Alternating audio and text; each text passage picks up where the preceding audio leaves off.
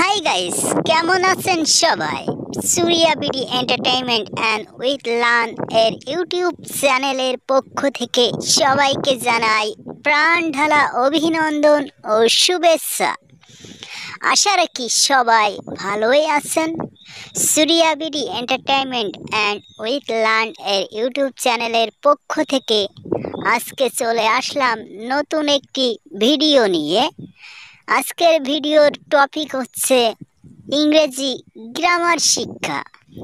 হ্যাঁ, আপনারা ঠিকই শুনেছেন, আজকে থেকে আমরা শিখতে চলেছি ইংরেজি গ্রামার এর সকল বিষয়বস্তু।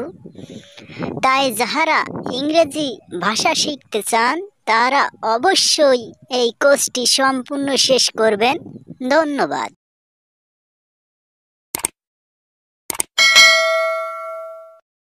তো যাই হোক, চলুন আজকে আমরা ইংরেজি গ্রামার এর অ্যালফাবেট তথা বর্ণ দিয়ে শুরু করি। ইংরেজি ভাষায় এ থেকে জেড পর্যন্ত মোট 26টি বর্ণ রয়েছে।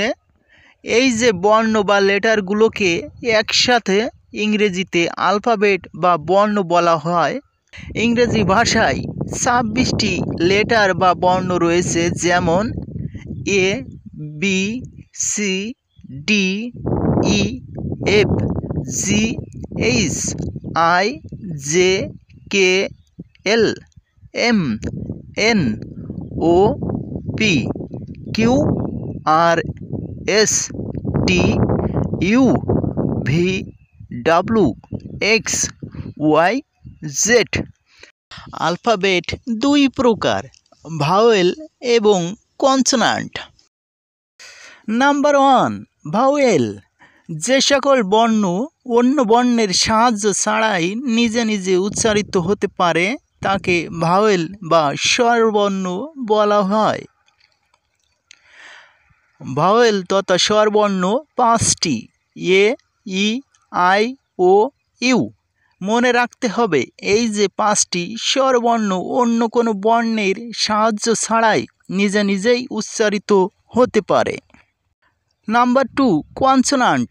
যে সকল বর্ণ আরও এক বা একাধিক বর্ণ ছাড়া নিজে নিজে উচ্চারিত হতে পারে না তাকে কনসোনান্ট তথা ব্যঞ্জন বর্ণ বলা হয়।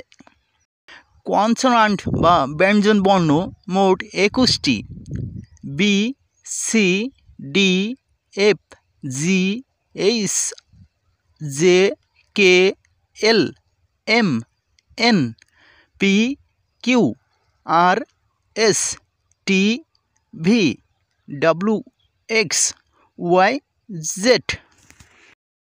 ওয়ার্ড বা শব্দ। এক বা একাধিক মিনিংফুল লেটারই হলো ওয়ার্ড বা শব্দ।